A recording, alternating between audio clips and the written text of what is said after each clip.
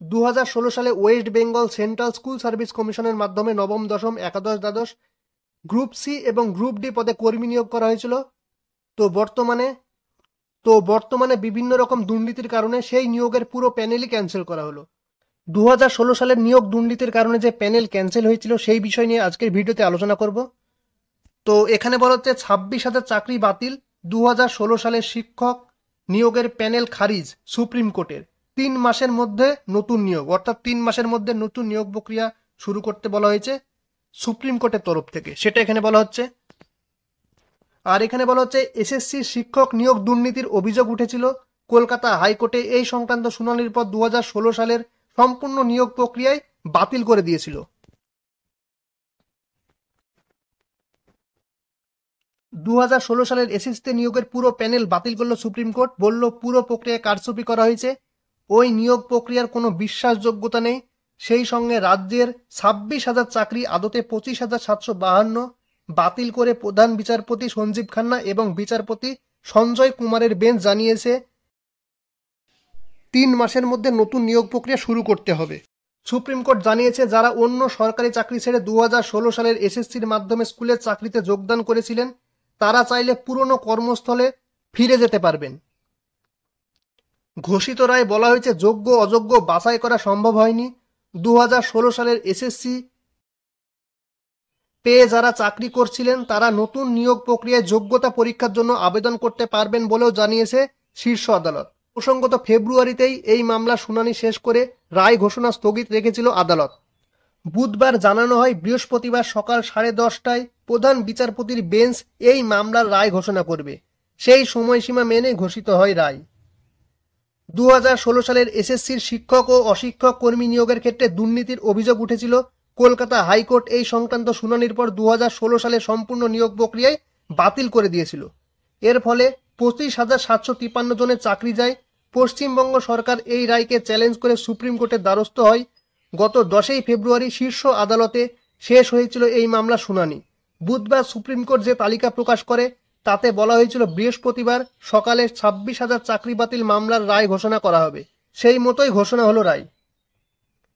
SSC 26,000 চাকরি বাতিলের এই মামলায় একাধিক জটিলতা ছিল, যার মধ্যে অন্যতম হলো যোগ্য এবং অযোগ্যদের বাছাইয়ের সমস্যা। কিভাবে যোগ্য এবং অযোগ্যদের আলাদা করা হবে সেই প্রশ্নের উত্তর মেলেনি।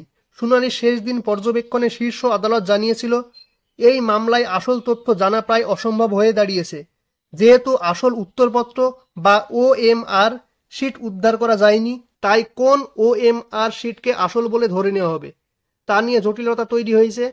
এসএসসিকে এ বিষয়ে প্রশ্ন করা হলে কমিশনের আইনজীবী জানিয়েছিলেন র্যাঙ্ক জাম্প এবং প্যানেল বহির্ভূত নিয়োগের তথ্য তাদের কাছে রয়েছে, কিন্তু ওএমআর শিট কারচুপির তথ্য কমিশনের কাছে নেই। শীর্ষ আদালতে এই মামলা তদন্তকারী সংস্থা সিবিআইয়ের বক্তব্য ছিল এসএসসির নিয়োগ প্রক্রিয়ায় ব্যাপক দুর্নীতি হয়েছে, সাদা খাতা জমা দিয়ে অনেকে চাকরি পেয়ে গিয়েছেন, তাই 26,000 চাকরি বাতিলের এই মামলায় হাইকোর্টের রায় বহাল থাকা উচিত।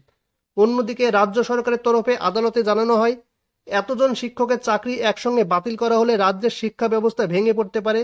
কলকাতা হাইকোর্টের বিচারপতি দেবাংশু বসাক এবং বিচারপতি মোহাম্মদ সব্বর রশিদির ডিভিশন বেঞ্চ 2024 সালের 22 এপ্রিলের রায়ে 2016 সালে নিয়োগ প্রক্রিয়া বাতিল করে রায় দিয়েছিল। পাশাপাশি যারা মেয়াদ উত্তীর্ণ প্যানেলে চাকরি পেয়েছিলেন, যারা সাদা খাতা জমা দিয়ে চাকরি পেয়েছিলেন তাদের বেতন ফেরত দেওয়ারও নির্দেশ দেওয়া হয়।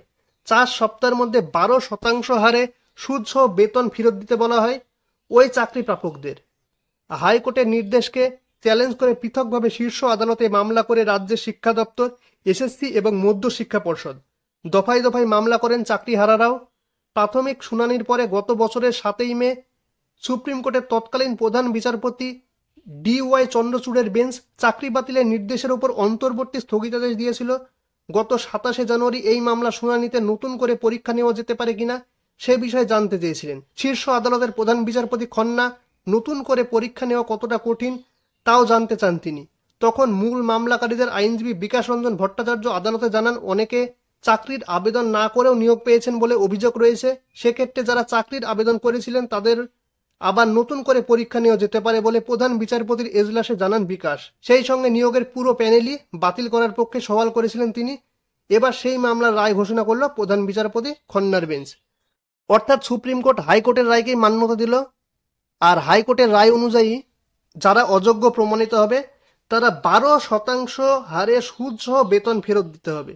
অর্থাৎ যারা অযোগ্য ক্যান্ডিডেট তারা 12% সুদ সহ পুরো টাকাটাই ফেরত দিতে হবে। আর সুপ্রিম কোর্ট 3 মাসের মধ্যে যে নিয়োগ প্রক্রিয়ার কথা বলা হয়েছে সেখানে শুধুমাত্র যারা 2016 সালের পরীক্ষায় বসেছিল শুধুমাত্র তারাই পরীক্ষাটি দিতে পারবে। অর্থাৎ এখানে কোনো নতুন পরীক্ষার্থীদের কোনো রকম সুযোগ দেওয়া হবে না, শুধুমাত্র পুরনো ক্যান্ডিডেট অর্থাৎ 2016 সালের পরীক্ষায় যারা বসেছিল তারাই পরীক্ষাটি দিতে পারবে। আর যদি স্কুল সার্ভিস কমিশন চায় তাহলে তারা নতুন করেও নিয়োগ করতে পারে, এক্ষেত্রে কোর্টের কোনো রকম বাধাই নেই। 25,753 বা প্রায় 26,000 চাকরি বাতিল করা হলো সুপ্রিম কোর্টের তরফ থেকে, অর্থাৎ যেটা এর আগে হাইকোর্টে বাতিল করা হয়েছিল, সুপ্রিম কোর্ট সেই হাইকোর্টের রায়কেই বহাল রাখলো। তো এটাই হচ্ছে আজকের আপডেট। আর ভিডিওটি ভালো লেগে থাকলে লাইক, কমেন্ট, শেয়ার এবং চ্যানেলটি অবশ্যই সাবস্ক্রাইব করে দিয়ে পাশে থাকা বেল আইকনে প্রেস করে রাখবেন এইরকম নিত্য নতুন আপডেট পাওয়ার জন্য। ভিডিওটি পুরোটা দেখার জন্য ধন্যবাদ।